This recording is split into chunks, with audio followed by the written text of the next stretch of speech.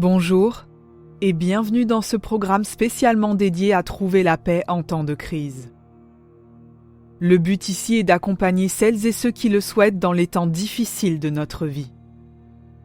Et aujourd'hui, je te propose un format légèrement différent de d'habitude, dans le sens où je ne vais non pas te guider dans une méditation, mais plutôt partager avec toi mes trucs, astuces et expériences personnelles.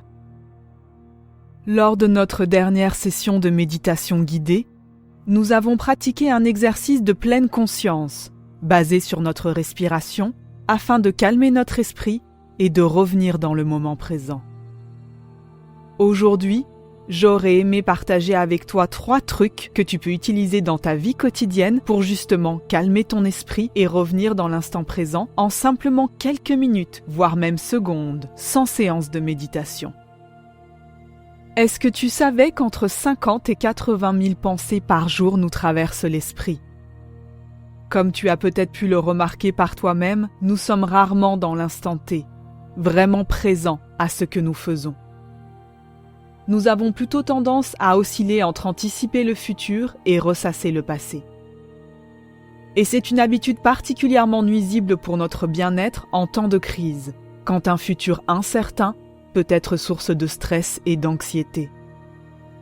Alors comment ramener au calme notre esprit durant ces emballements dus au stress et à l'anxiété qui sont particulièrement fréquents durant les périodes difficiles de notre vie ?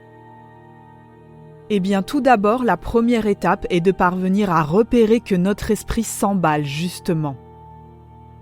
Les personnes qui pratiquent la méditation, l'introspection ou toute forme de réflexion sur soi depuis quelque temps savent en général repérer les symptômes d'un esprit dispersé. Pour les autres, il s'agit d'apprendre à se connaître, de repérer quelles pensées viennent avec ces moments de tumulte intérieur, quelles émotions ils évoquent en nous et les sensations physiques que ces dernières provoquent dans notre corps.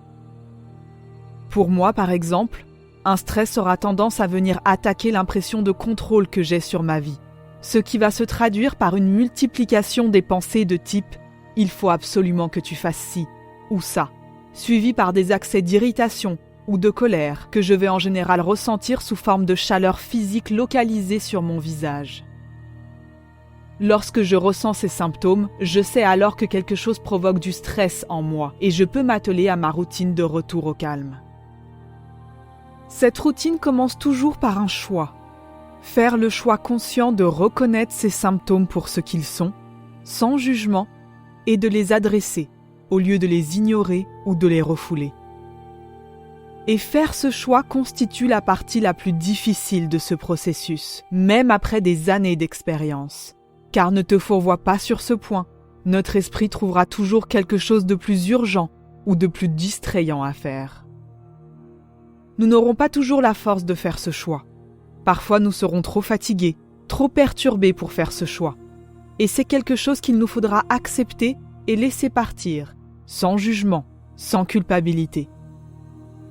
Et les fois où nous ferons ce choix conscient, ces fois-là seront à célébrer, toujours, au moins avec un sourire. Une fois que ce choix est fait, nous allons pouvoir mettre en place nos techniques de retour au calme et à l'instant présent. La première option est de prendre le temps de s'asseoir et de méditer. Mais tout le monde n'a pas cette possibilité de s'isoler 5, 10 ou 15 minutes. Pour ces fois-ci, voici 3 petits trucs qui marchent pour moi et qui m'aident à calmer instantanément mon esprit et à revenir dans l'instant présent. Tout d'abord, tu peux respirer, tout simplement. Prendre une profonde inspiration par le nez jusqu'à sentir ce petit nœud dans ta poitrine se débloquer. Puis expirer longuement par le nez en laissant tes épaules se relâcher.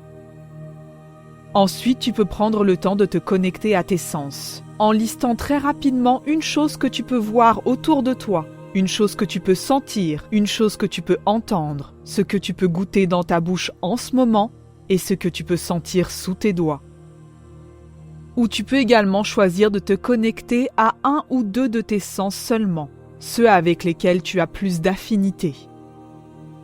Pour moi, par exemple, simplement prendre le temps de sentir le tissu de mon pantalon sous mes doigts a un effet calmant sur mon esprit.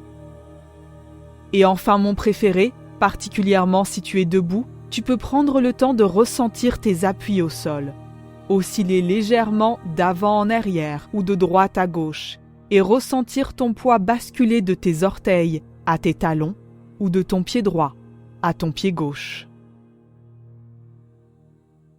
Voilà pour mes trucs, astuces et expériences personnelles du jour pour t'aider à calmer ton esprit. Merci d'avoir pris ce temps aujourd'hui pour m'écouter.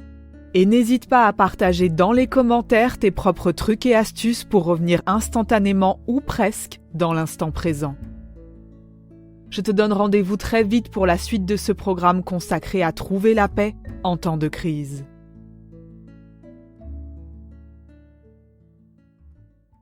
Juste avant que tu partes, n'oublie pas de cliquer sur l'icône pouce en haut si tu as aimé cette méditation.